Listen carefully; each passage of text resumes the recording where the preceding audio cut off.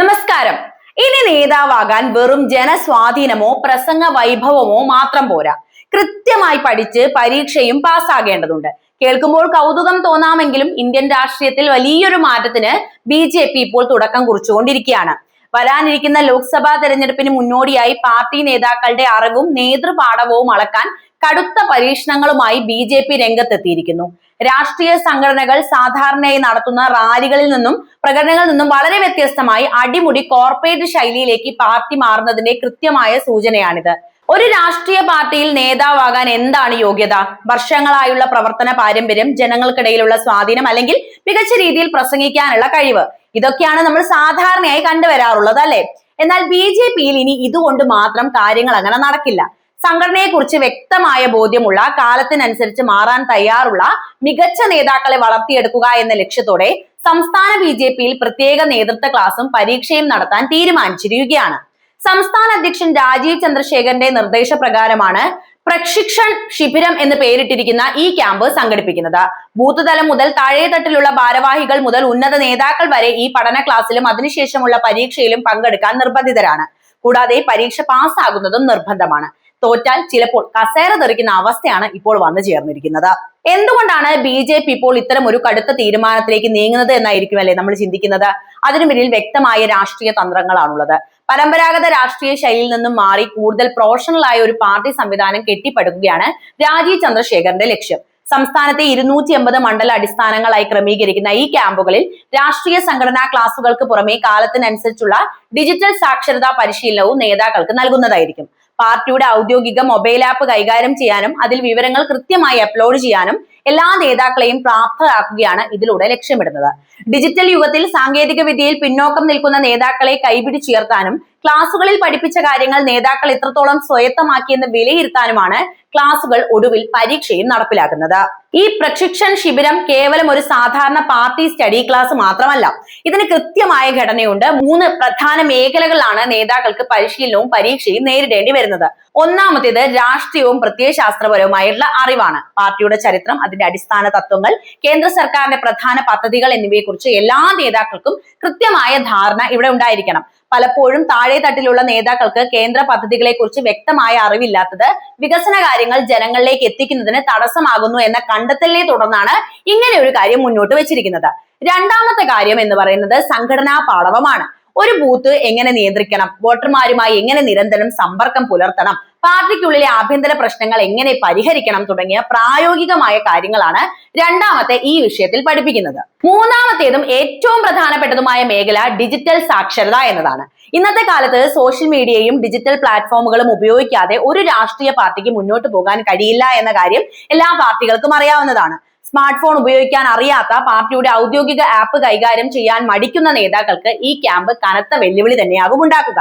എന്നാൽ ഈ കാര്യങ്ങളെല്ലാം പഠിക്കണം എന്ന നിർബന്ധ ബുദ്ധിയാണ് ഇപ്പോൾ പ്രവർത്തിക്കുന്നത്. ഈ നീക്കത്തിലൂടെ BJPയിൽ വരാൻ പോകുന്ന മാറ്റങ്ങൾ എന്തൊക്കെയാണ്? ഒന്നാമതായി ഗ്രൂപ്പിസത്തിനും സ്വാധീനത്തിനും അപ്പുറം മെറിറ്റ് അല്ലെങ്കിൽ യോഗ്യത അടിസ്ഥാനമാക്കിയുള്ള ഒരു പുതിയ നേതൃനിരയാണ് ഉയർന്നു വരിക. കേവലം മുദ്രാവാക്യം വിളിച്ചതുകൊണ്ടോ വലിയ നേതാക്കളുടെ കൂടെ നടന്നതുകൊണ്ടോ മാത്രം ഇനി ഭാരവാഹിത്വങ്ങളിൽ തുടരാൻ സാധിക്കില്ല. പരീക്ഷയിലെ മാർക്കും പ്രകടനവും വിലയിരുത്തി മാത്രമായിരിക്കും പ്രമോഷനുകൾ വരിക. ഇത് പാർട്ടിക്കുള്ളിൽ കനത്ത മത്സരത്തിന് തന്നെയാണ് വഴി തുറക്കാൻ പോകുന്നത്. രണ്ടാമതായി പറയാനുള്ളത് പരമ്പരാഗത ശൈലിയുള്ള മുതിർന്ന നേതാക്കൾക്ക് ഇതൊരു വലിയ പരീക്ഷണ ഘട്ടമാണ് എന്ന കാര്യമാണ്. ചെറുപ്പക്കാരായ നേതാക്കൾ സാങ്കേതിക വിദ്യയിലും പരീക്ഷകളിലും വേഗത്തിൽ മികവ് പുലർത്തുമ്പോൾ വർഷങ്ങളായി പാർട്ടിയിൽ ഉറച്ചു നിൽക്കുന്ന പല മുതിർന്ന നേതാക്കൾക്കും ഇത് വലിയ തലവേദന തന്നെയാണ് സൃഷ്ടിക്കാൻ പോകുന്നത്. പരീക്ഷയിൽ പരാജയപ്പെട്ടാൽ അത് വലിയ നാണക്കേടിന് കാരണമാകുമെന്നതിനാൽ വലിയ നേതാക്കൾ പോലും ഇപ്പോൾ മുതൽ പഠനത്തിലേക്ക് കടന്നിരിക്കുകയാണ് എന്ന റിപ്പോർട്ടുകളും പുറത്തു വരുന്നുണ്ട്. രാജീവ് ചന്ദ്രശേഖർ എന്ന വ്യക്തിയുടെ കോർപ്പറേറ്റ് പശ്ചാത്തലവും ഈ തീരുമാനത്തിന് പിന്നിൽ പ്രവർത്തിച്ച പ്രധാനപ്പെട്ട ഘടകമാണ്. ഒരു ബിസിനസ് സ്ഥാപനത്തിൽ ജീവനക്കാരുടെ പ്രകടനം വിലയിരുത്താൻ പെർഫോമൻസ് അപ്രൈസൽ നടത്തുന്നത് പോലെ രാഷ്ട്രീയത്തിലും ഒരു കൃത്യമായ വിലയിരുത്തൽ രീതി കൊണ്ടുവരാനാണ് അദ്ദേഹം ഇപ്പോൾ ശ്രമിക്കുന്നത്.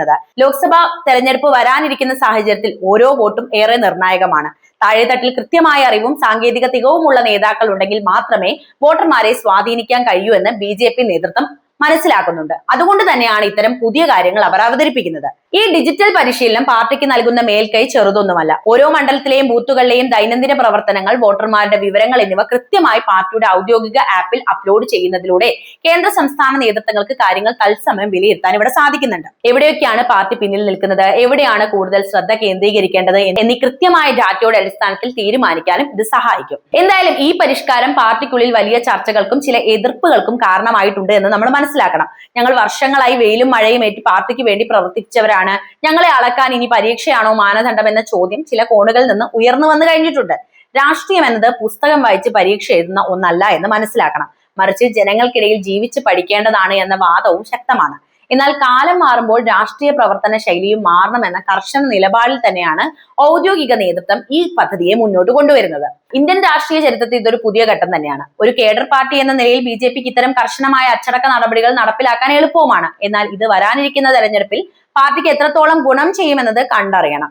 നേതാക്കൾ ഈ പരീക്ഷണത്തെ എങ്ങനെ ഉൾക്കൊള്ളുന്നു എന്നതും പരീക്ഷയിൽ തോൽക്കുന്ന നേതാക്കൾക്കെതിരെ എന്ത് നടപടിയാണ് ഉണ്ടാകുന്നത് എന്നതും രാഷ്ട്രീയ ലോകം ഉറ്റുനോക്കുന്ന ചില കാര്യങ്ങൾ തന്നെയാണ്. ഒരു കാര്യം എന്തായാലും ഉറപ്പിച്ചു പറയാം, BJPയിൽ ഇപ്പോൾ നടക്കുന്നത് അടിമുടി മാറ്റം തന്നെയാണ്. അണികളെ മാത്രമല്ല, നേതാക്കളെയും നിരന്തരം പരീക്ഷിച്ചുകൊണ്ട് മാത്രമേ മുന്നോട്ട് പോകാൻ കഴിയൂ എന്ന യാഥാർത്ഥ്യം പാർട്ടി ഇതിനോടകം തന്നെ തിരിച്ചറിഞ്ഞു കഴിഞ്ഞിരിക്കുന്നു. ഡിജിറ്റൽ യുഗത്തിലെ പുതിയ രാഷ്ട്രീയ യുദ്ധം ജയിക്കാൻ സ്മാർട്ടായ വിവരമുള്ള നേതാക്കളെയാണ് BJPക്ക് ഇനി ആവശ്യമുള്ളത്. രാജീവ് ചന്ദ്രശേഖരന്റെ ഈ ലീഡർഷിപ്പ് ടെസ്റ്റ് വിജയിച്ചാൽ അത് മറ്റ് രാഷ്ട്രീയ പാർട്ടികൾക്കുള്ളിലും ഭാവിയിൽ അനുകരിക്കേണ്ടി വരുന്ന ഒരു പുതിയ രാഷ്ട്രീയ മാതൃകയായി മാറിയേക്കാം. നേതാവാകാൻ ഇനി പരീക്ഷ എഴുതാൻ തയ്യാറെടുക്കുന്ന BJP നേതാക്കളുടെ ഈ പുതിയ രാഷ്ട്രീയ പരീക്ഷണത്തിന് എല്ലാ ആശംസകളുമാണ് ഞാൻ നേരുന്നത്. എന്തായാലും ചില മാറ്റങ്ങളൊക്കെ ഇവിടെ സംഭവിക്കുമെന്ന കാര്യം ഉറപ്പാണ്. BJPയുടെ സംസ്ഥാന അധ്യക്ഷൻ രാജീവ് ചന്ദ്രശേഖരന്റെ നിർദ്ദേശപ്രകാരം നടപ്പിലാക്കുന്ന പ്രശിക്ഷൺ ശിബിരവും അതിനോടനുബന്ധിച്ചുള്ള നേതൃപരീക്ഷയും ഇന്ത്യൻ രാഷ്ട്രീയ സംഘടനാ ചരിത്രത്തിൽ വിപ്ലവകരമായ ഒരു സുപ്രധാന നാഴികക്കല്ലാവുമെന്ന കാര്യത്തിലും സംശയമില്ല. ബൂത്ത് തലം മുതൽ ഉന്നത നേതാക്കൾ വരെ പങ്കെടുക്കേണ്ട ഈ നിർബന്ധിത പരിശീലനവും പരീക്ഷയും പരമ്പരാഗതമായ ജനസ്വാധീന രാഷ്ട്രീയത്തിൽ നിന്ന് പാർട്ടിയെ കൂടുതൽ പ്രൊഫഷണലുകൾക്കും കോർപ്പറേറ്റ് ശൈലിയുമുള്ളതുമായ ഒരു ഘടനയിലേക്കാണ് നയിച്ചുകൊണ്ടിരിക്കുന്നത്. ഈ പരിഷ്കാരത്തിലൂടെ ഉണ്ടാകുന്ന ഏറ്റവും പ്രധാനപ്പെട്ട മാറ്റം മെറിറ്റ് അല്ലെങ്കിൽ യോഗ്യത അടിസ്ഥാനമാക്കിയുള്ള നേതൃനിരയുടെ രൂപീകരണം തന്നെയാണ്. അതിനെക്കുറിച്ച് ഞാൻ സൂചിപ്പിച്ചിരുന്നു. സാധാരണയായി രാഷ്ട്രീയ പാർട്ടിയിലെ സ്ഥാനമാനങ്ങൾ നിർണ്ണയിക്കുന്നത് ഗ്രൂപ്പ് സമവാക്യങ്ങളോ നേതാക്കളുമായിട്ടുള്ള വിശ്വാസ്യതയോ പ്രവർത്തന പാരമ്പര്യമോ ഒക്കെ നോക്കിയാണ്. അങ്ങനെയാണ് വർഷങ്ങളായിട്ട് ഇവിടെ നടപ്പിലാക്കിക്കൊണ്ടിരിക്കുന്നത്. എന്നാൽ ഈ പരീക്ഷയിലൂടെ പാർട്ടിയുടെ പ്രത്യയശാസ്ത്രം, കേന്ദ്ര സർക്കാരിന്റെ പദ്ധതികൾ, സംഘടനാ തത്വങ്ങൾ എന്നിവയെക്കുറിച്ചുള്ള കൃത്യമായ അറിവ് വിലയിരുത്തപ്പെടുന്നുണ്ട്. ഇത് പാർട്ടിക്കുള്ളിൽ സ്വാധീനമുള്ളവർക്ക് പകരം കാര്യപ്രാപ്തി ഉള്ളവർ ഉയർന്നു വരാനുള്ള അവസരമാണ് ഒരുക്കുന്നത്. ഏറ്റവും പ്രധാനപ്പെട്ട കാര്യം ഇത് അടിമുടി ഡിജിറ്റൽ വൽക്കരണത്തിലേക്ക് നയിക്കുന്നു എന്നതാണ്. ആധുനിക തെരഞ്ഞെടുപ്പ് തന്ത്രങ്ങളിൽ ഡാറ്റയും സാങ്കേതിക വിദ്യയും നിർണായകമായ പങ്ക് വഹിക്കുന്നല്ലോ. നേതാക്കൾക്ക് പാർട്ടിയുടെ ഔദ്യോഗിക മൊബൈൽ ആപ്പ് കൈകാര്യം ചെയ്യാനും വിവരങ്ങൾ അപ്ലോഡ് ചെയ്യാനും പരിശീലനം നൽകുന്നതിലൂടെ താഴെത്തട്ടിലെ പ്രവർത്തനങ്ങൾ തത്സമയം നിരീക്ഷിക്കാൻ മുതിർന്ന നേതാക്കൾക്കും സാധിക്കും. ഇത് തെരഞ്ഞെടുപ്പ് പ്രവർത്തനങ്ങളെ കൂടുതൽ സുതാര്യവും കാര്യക്ഷമവുമാക്കുന്നു. എല്ലാവർക്കും എല്ലാ കാര്യങ്ങളും അറിയാനും എല്ലാ കാര്യങ്ങളിലേക്ക് ഇടപെടാനും സാധിക്കുന്നുണ്ട്. കൂടുതൽ ജനങ്ങളിലേക്ക് ഇറങ്ങിച്ചെല്ലാനും ഇതുവഴി അവസരമൊരുക്കും. കൂടാതെ ഈ തീരുമാനം പാർട്ടിക്കുള്ളിൽ സ്വാഭാവികമായ ഒരു തലമുറ മാറ്റത്തിനും വഴി തുറക്കാൻ സാധ്യതയുണ്ട്. സാങ്കേതിക വിദ്യയും പരീക്ഷാ രീതികളും വേഗത്തിൽ പഠിച്ചെടുക്കാൻ ചെറുപ്പക്കാരായ നേതാക്കൾക്ക് സാധിക്കുമ്പോൾ തന്നെ പരമ്പരാഗത ശൈലിയിൽ മാത്രം പ്രവർത്തിച്ച് പരിചയമുള്ള മുതിർന്ന നേതാക്കൾക്ക് ഇതൊരു വലിയ വെല്ലുവിളിയാണ് ഉയർത്താൻ പോകുന്നത്. ഇത് കഴിവ് തെളിയിക്കുന്ന യുവതലമുറയ്ക്ക് പാർട്ടിയിൽ കൂടുതൽ പ്രാധാന്യം ലഭിക്കുന്നതിലേക്ക് കാര്യങ്ങളെ നയിച്ചേക്കാം.